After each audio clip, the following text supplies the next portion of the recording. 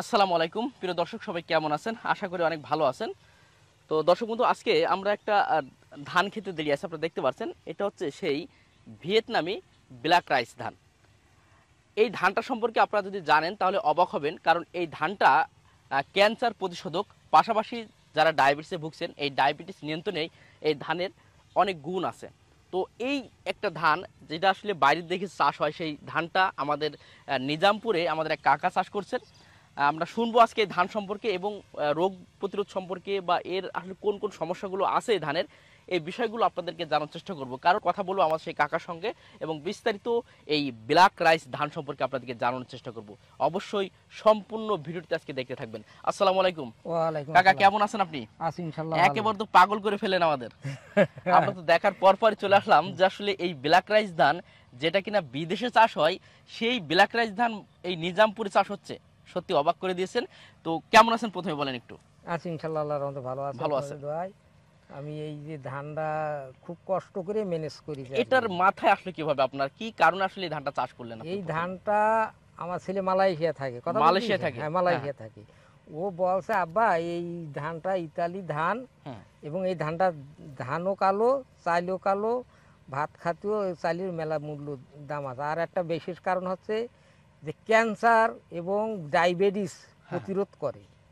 তো এই ধানটা আপনি দেখেন কোন জায়গায় ম্যানেজ করতেন, তাই আমি পাইনি। তখন এই ধানটা আমার ছেলে অনলাইনে বগুড়ার থেকে কিনেছে। মানে বহু চেষ্টা করার পরে? বহু চেষ্টা করার পরে, বহু জায়গায় এইভাবে চেষ্টা করে এই ধানটা বগুড়ার থেকে সংগ্রহ করেছি। জি জি। তো এখানে কতটুকু আপনি প্রথম করেছিলেন? এখন আমার ধান দিল আপনার 3 কেজি। হুম। ধানটা বীজটা বেশি ভালো ছিল না। হুম। তার মানে আমার মনে হয় কেজি খানিক ধান ইয়ে মানে ফুটেছে আর কি। হ্যাঁ, বীজতলা হয়েছে, হ্যাঁ। করতে পারছি। তো এখন আমি 8 শতক জমিতে এই ধানটা এখন চাষ করেছি। 8 শতক জমিতে? 8 শতক জি। জমি। তো কেমন মনে হচ্ছে, ফলন কেমন, বা আসলে আসলে আমাদের এই আমার তো মাটিতে মনে কেমন? হয় ইনশাল্লাহ ধানটা ফলন ভালোই হবে, কারণ হুম। ধানটা যে বাইল হয়েছে বা গাছের যে চেহারা তাতে বুঝতে পারছি যে এই 8 শতক জমিতে অন্তত বিঘে আমাদের 33 শতকে বিঘে। হুম।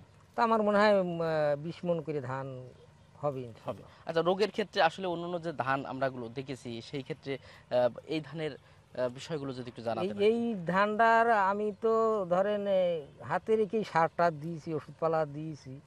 তবে আমি দেখলাম ওই সমস্ত ধানের থেকে, ওই যে সাদা ধান করেছি হুম হুম। ওই ধানের থেকে এর রোগ বেদ একটু কমই আছে। ও ধান কি করছেন এবার আপনি? এই ধান হ্যাঁ হ্যাঁ, ওই না আমার ওই ধান আছে, ওই ওগুলোও ধানটা। করছেন হ্যাঁ, পাশাপাশি? ও পাশাপাশি কিন্তু করেছি। পাশাপাশি এটা আবার পাশাপাশি এইটা ওই অল্প সেক্ষেত্রে জমি এটা বলে- রোগ প্রতিরোধ ক্ষমতা বেশি আর কি। না প্রতিরোধ মানে রোগের ভাবটা অনেক কম। কম কম, হুম, বেশি না, ওইটা কম বুঝছে যে অনেকটা কম আছে। কম আছে। জি জি। তাছাড়া মোটামুটি আমাদের সবই ঠিক আছে। আমরা সবই ঠিক আচ্ছা, আছে। এই ধান সম্পর্কে আপনি আর কি কি জানেন, আসলে কোন কোন মানে বিষয়? আমি এখন এই ধানটার বিষয় বেশি আর জানি আর কি, আপনার এই ক্যান্সার প্রতিরোধ হুম। আর আছে ডায়াবেটিস প্রতিরোধ করার জন্য, এইটুকুনি আমি জানি। আমার ছেলেও তাই বলেছে, আমিও তাই সেইভাবে এই ধানটা সেইভাবে চাষ করছে। চাষ তো এই ধানের আসলে খরচটা কেমন, মানে কেমন সার লাগে, কেমন সেচ লাগে? না আমি শেষ ধরেন ওইভাবেই দিয়ে গেছি, হুম। কিন্তু ওই সার এবং ওষুধ পালা একটু কম লাগে। এখন পয়লা করেছি, হুম। এখন সেই হিসেবে আমি বুঝলাম যে কমই লাগে। পোকার আক্রমণ কেমন? পোকার আক্রমণ দেখতে পাচ্ছেন না, পোকার পোকা তো আক্রমণ আসলে হিসেবে দেখাও, নেই হ্যাঁ। নেই এখন আর কি। আর পোকার আক্রমণ তেমন দেখিও নাই। জি। ওই সমস্ত ধানে যেরকম মাজরা পোকা লাগে, এটা লাগে ওটা লাগে, এটা সেরকম পাইনি।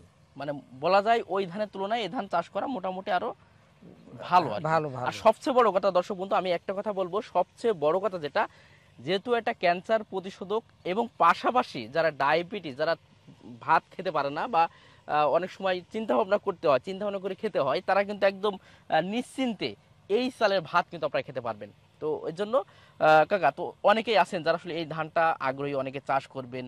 তো তাদের ক্ষেত্রে আসলে আপনার কি পরামর্শ, বা তাদেরকে আপনি বীজ দিতে পারবেন এখন কিনা? আমি এই ধানটা যাই হোক, কথা বুঝতেছেন, এই ধানটা এখন বীজই দিতে হবে। এখন বহু জায়গার থেকে টেলিফোন আসছে বা বলছে তাদের বীজ দিতে হবে। আমি এই ধানটা যা হবে সম্পূর্ণ বীজের ক্ষেত্রেই রেখে দেবো। আমি তো এখন আমার শুনলাম যে অনেক বড় বড় কোম্পানি থেকে অনেক অফার হ্যাঁ করছে হ্যাঁ ধান। করছে করছে অনেকে ওই কিন্তু আপনার চিন্তা ভাবনা কি আসলে সাধারণ চাষিদেরকে দেবেন, না না আমি সাধারণ চাষিকে আগে দিয়ে দেবো, যাতে এটা প্রচার প্রসারণ প্রচার করে? প্রচার হয়। তারপরে যে ওই দিন বিরাট থেকে চেয়েছে, হুম। আমি বললাম না ভাই আপনাদের বিরাকে আমি দিতে পারবো না, আমার বহু চাষি চেয়েছে, আগে আমি চাষি বাঁচাবো। কোন কথা হচ্ছে এই যে ধানটা, কথা বলছি এই ধানটা আমার মনে হয় সে সে একটা ব্যবসাদার, জি সে মনে হয় আমার এই ধানটা যেখান থেকেই সংগ্রহ করুক, সে বীজ বলে আমার মনে হয় সংগ্রহ করিনি।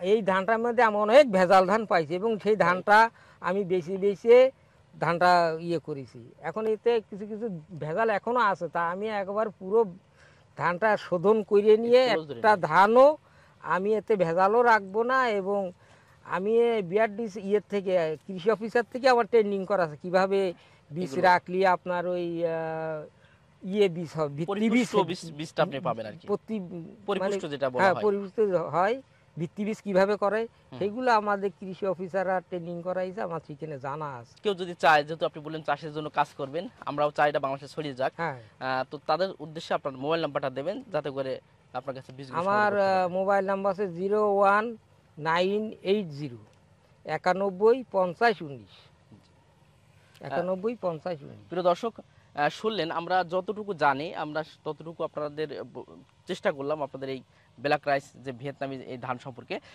তো কাকার নাম্বারটা দেওয়া আছে, যারা চাচ্ছেন যে এই ধানটা চাষ করবেন অবশ্যই কাকার যে নাম্বারটা দেওয়া আছে নাম্বারে যোগাযোগ করবেন, এবং যদি কোনো পরামর্শ লাগে সে পরামর্শের জন্য আসলে কল করতে পারেন। তো সবাইকে আবারও স্বাগতম জানিয়ে শেষ করছি। আসসালামু আলাইকুম ওয়া রাহমাতুল্লাহ।